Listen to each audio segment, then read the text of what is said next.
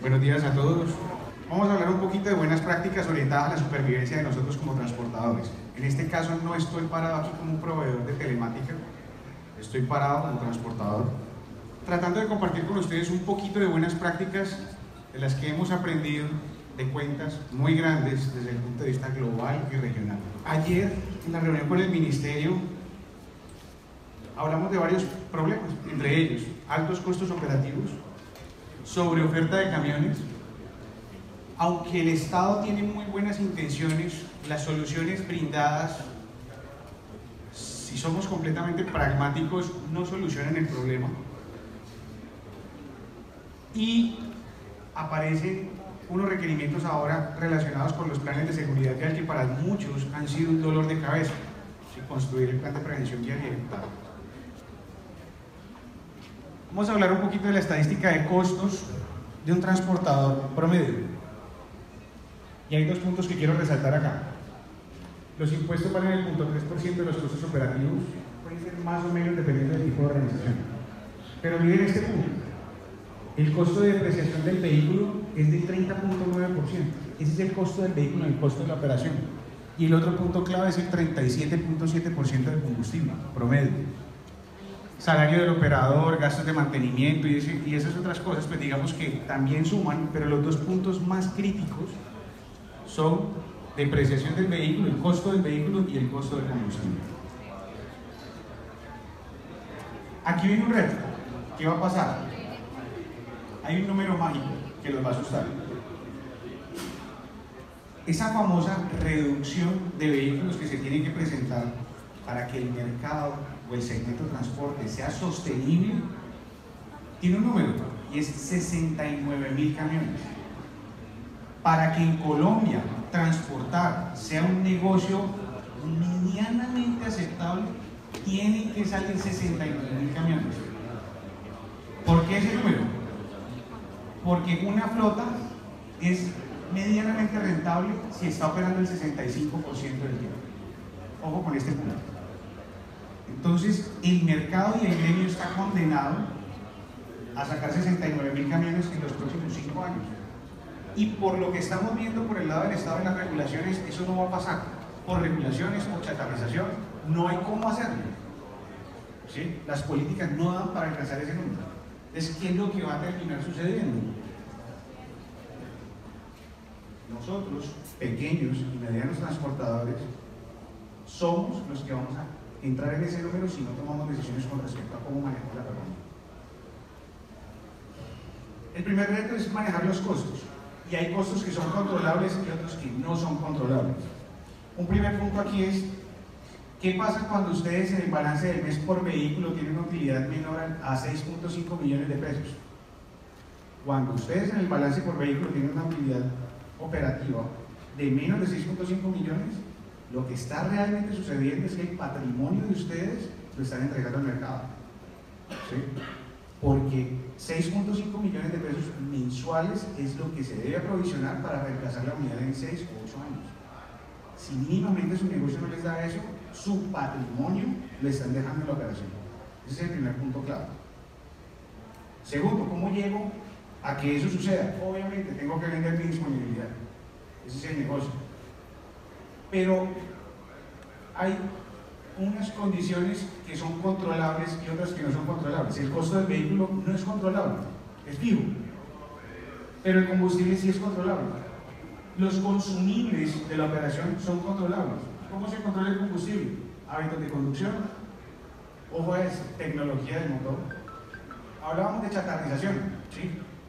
Chatarrizar los vehículos más viejos, ¿sí? Definitivamente hablar de ISX15 es hablar de una eficiencia del 11 al 15% más alta en rendimiento de combustible que un vehículo Vican 350. Eso es sabido por todos. Entonces, en esos 69.000 vehículos que van a fracasar, los primeros que van a fracasar son los que tienen motores viejos con altos costos de mantenimiento. De facto, todos esos transportadores que tienen carritos viejos, en costos de mantenimiento no van a poder lograr eficiencias. Solo sobrevivirán los que tienen tecnologías nuevas de motor por eficiencia y por costos de mantenimiento. Aunque ustedes no lo crean, desde el punto de vista logístico, las franjas de operación hacen la diferencia. hacer un viaje en la noche puede representar hasta un 14% de diferencia en rendimiento de combustible que hacerlo de día. Entonces son variables que se empiezan a involucrar dentro de la planeación de las rutas.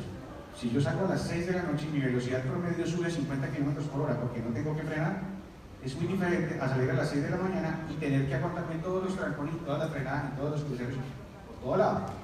Entonces la gente de logística tiene que empezar a adquirir criterios de despachos donde aprovechen el flujo vial para poder lograr eficiencia en el combustible. Y por último, algo que no se ha podido en el país es lograr algo como el PRODES, pero de pequeños y medianos transportadores en regiones más grandes. Definitivamente mucha gente no tiene acceso a economías de escala, pero cada uno va por su cuenta comprando y comprando y comprando. Y no existe una agremiación que se encargue de las compras de todos. Entonces, ¿qué pasa con los transportadores que tienen 20, 30, 50 carritos? No tienen la misma economía de escala que puede tener uno que tenga 500. Esos que no tienen acceso a economías de escala también están destinados a salir en ese número o incluirse en esos 69.000 que van a salir, porque sus costos van a ser más elevados. La diferencia puede llegar a ser casi del 16% entre el que compra con economía de escala y el que compra al detalle. Entonces, ojo con eso, que eso es otro punto importante dentro de los combustibles y los consumibles. Ahora, los consumibles, cuando hablamos de consumibles hablamos de llantas, de frenos, de filtración, una cantidad de cosas que con hábitos de conducción definitivamente se ven afectadas, ¿sí? El hacer rutinas óptimas de mantenimiento suma para que el costo de operación sea más bajo. Entonces ustedes dicen, bueno, venga, los genios de mantenimiento son muy buenos, pero todos hacen mantenimiento por kilómetros. Y los que tienen operaciones estacionarias lo hacen por hora del motor. Y quiero decirles que están quedados. Las rutinas de mantenimiento más eficientes en este momento se están haciendo por cantidad de combustible consumido. Lo que hoy conocemos como el mantenimiento de cada 15.000 kilómetros se está haciendo cada 1.200 galones. Y hay un porqué. Ninguno de ustedes hoy tiene la métrica de cuántos kilómetros por tonelada se han movido. Por ende, no saben cuántos viajes han hecho con bajo esfuerzo de motor, porque vienen vacíos, o con 4, con 6 toneladas, que es en base vacío. O lo hacen con 32 toneladas redondo, donde el motor se esfuerza más. El único indicador que yo tengo de esfuerzo realizado por mi máquina es el combustible. ¿Sí? Si pasó más tiempo en ralentímetros moviéndose por hora del motor, estoy afectando el indicador. Si recorrió más distancia pero sin carga, mi lubricante no se degradó. Entonces, el indicador que contiene todo el esfuerzo que ha hecho el motor es el totalizador de combustible que sale de la información del GPS, pero del computador del camión. ¿Cuántos galones en total se ha consumido en la vida del motor? Y sobre eso, cada 1.200 galones hago un mantenimiento. No afectado por kilómetros, no afectado por horas, afectados por el esfuerzo real realizado por el motor. Entonces, con eso puedo empezar a extender la vida útil del lubricante. ¿Sí?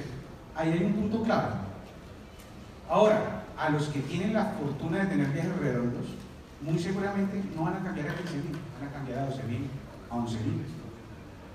Antes me va a costar más. No, todo lo contrario, voy a hacer el mantenimiento a tiempo para que el motor dure más, porque me lo estoy tirando ahorita, lo estaba haciendo a 3.000 kilómetros adelante.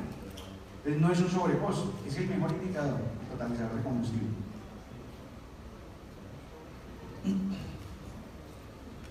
¿Qué hay sobre oferta de vehículos en el país? Obvio. Esto es una muestra tomada de nuestra base de datos. Es una muestra de 10.000 vehículos. Algunos se sentirán identificados, otros no tanto, pero es un promedio. El 12% de nuestros clientes, el 12% del tiempo están rodando cargados. El 5% están rodando vacíos. El 3% están detenidos en ralentí. El 12% del tiempo lo gastan en procesos de carga y el 9% en procesos de descarga. Y el 59% del tiempo detenidos. A ver, ese es el porqué el flete actual no alcanza. Definitivamente, o sea, no hay cómo hacerlo. Tenemos una disponibilidad total. Regularmente no gestionamos el riesgo porque la disponibilidad de la flota, que es un concepto muy vendido, no nos afecta. A mí se me va a dar un carro, tengo el resto de la flota con 59% de disponibilidad para suplir esa varada. Ahora, pensemos en algo de lo que se hablaba ayer con el Ministerio. En los últimos 10 años hemos mejorado la infraestructura y se hacen los recorridos en menos tiempo. Seguimos mejorando infraestructura para mejorar la velocidad promedio en las rutas. Listo. Si en los próximos 2 años eso sucede, y las 4G y toda la inversión en infraestructura que estamos haciendo nos mejoran los tiempos en ruta, ¿qué le va a pasar a este gráfico? Ese 12% de tiempo rodando y ese 5% de rodando vacío se van a volver más pequeños. Y adivinen qué, va a crecer ese 59%, porque el país no tiene más carga. Por más que yo eficiente mis tiempos de carga y descargue, se le va a sumar ese tiempo parado, porque no hay más carga. Es que esas no son soluciones a los problemas. Sí, podemos invertir en infraestructura, los carros van a consumir un poco menos de combustible porque van en mejores carreteras, suma mucho. Pero al final, ¿cuál va a ser el resultado? Van a estar más tiempo parados, porque hay muchos carros en el mercado. Entonces, ¿dónde viene la clave de la supervivencia? Voy a hacer una pausa y quiero mostrarles un video. Por favor, no lo vean con un componente comercial, no lo es. Esto es simplemente la tendencia global que, conectando los puntos con la conferencia anterior, se está presentando para que ustedes como compañías de transporte empiecen a administrar la información. Esa es nuestra especialidad. Nuestra compañía tiene operaciones en todo Centroamérica y Sudamérica, operando las flotas corporativas más grandes e empujando proyectos relacionados con Big Data, que es lo que estaban hablando ahorita, manejo de grandes volúmenes de información para toma de decisiones. Eso es una pequeña referencia para que ustedes entiendan mejor de qué se trata ese concepto. Bien, en este momento nuestra tecnología en Big Data está llegando a un 75% de capacidad de predicción de accidentes. Predicción, antes de que suceda, solo por hábitos de conducción, con un grado de certeza del 75% sabemos quién se va a estrellar.